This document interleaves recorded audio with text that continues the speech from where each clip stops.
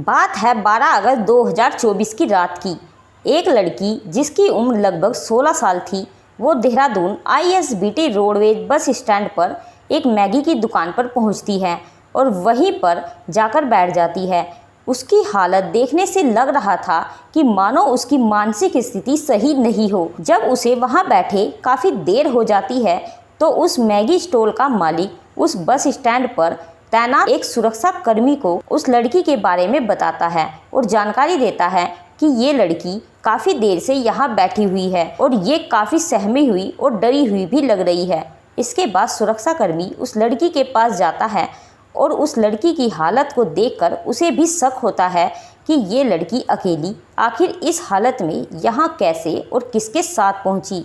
वो तुरंत ही इसकी सूचना CWC यानी चाइल्ड हेल्पलाइन को देते हुए उस लड़की के बारे में बताता है और तुरंत ही चाइल्ड वेलफेयर की एक टीम वहां पहुंचती है और लड़की को अपने पास लेकर चली जाती है, जहां 2 दिनों तक उसकी लगातार काउंसलिंग की जाती है। लड़की की काउंसलिंग के दौरान एक खुलासा होता है जिससे पूरे पुलिस विभाग के हाथ पैर फूल जाते हैं और पता चलता है कि लड़की के साथ गैंग रेप हुआ है और इसी कारण इसका दिमागी संतुलन भी सही नहीं है। इस गैंग रेप की सूचना CWC के अधिकारी पुलिस को देते हैं और पुलिस भी इस मामले को गंभीरता से लेते हुए जानकारी जुटाने में लग जाती है और पुलिस द्वारा ISBT के तमाम CCTV कैमरों को खंगाला जाता है और कुछ संदिग्ध लोगों को हिरासत में लेकर पूछताछ भी शुरू की जाती है। तभी एक CCTV फुटेज पुलिस के सामने आती है जिसमें एक शख्स उस 16 साल की नाबालिग लड़की को हाथ पकड़कर ले जाता हुआ दिखाई देता है।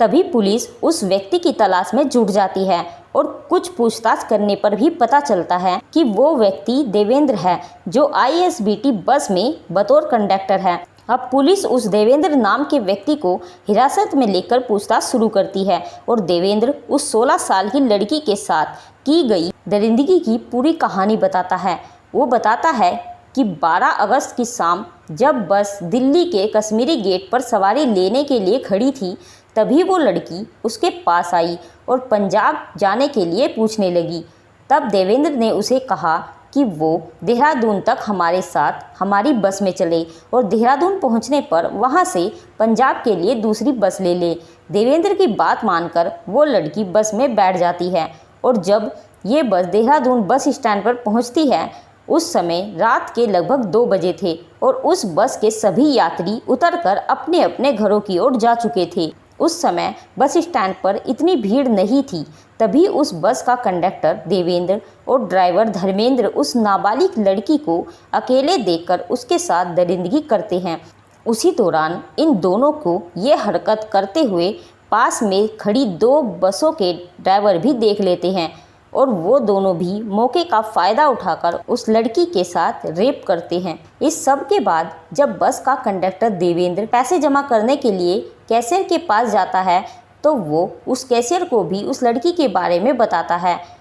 और कैशियर भी उस बस में आकर लड़की के साथ बलात्कार करता है। इस तरह से उस 16 साल की नाबालिग लड़की के साथ 5 लोग मिलकर गैंग रेप करते हैं। इस सब के बाद ये 5 लोग लड़की को बस से उतारकर अकेला छोड़ देते हैं और तभी बस अड्डे के गार्ड द्वारा उस 16 साल की डरी सहमी नाबालिग लड़की को बाल कल्याण समिति की संस्था में भेज दिया जाता है। जब लड़की के परिवार और गांव के बारे में पूछा जाता है तो पता चलता है कि वो उत्तर प्रदेश के मुरादाबाद जिले की रहने वाली है और फिलहाल वो अपनी दीदी और जीजाजी के साथ रहती थी। 11 अगस्त को लड़की के बहन और जीजाजी ने उसे घर से निकाल दिया था और इसके बाद ही वो अपने किसी रिश्तेदार के घर पंजाब जा रही थी। इसके बाद पुलिस नाबालिग लड़की के साथ गैंगरेप करने वाले 5 लोगों को गिरफ्तार कर लेती है और लड़की के बयानों के आधार पर मुकदमा दर्ज कराया जाता है और 21 अगस्त 2024 को नाबालिग पीड़िता के मजिस्ट्रेट के सामने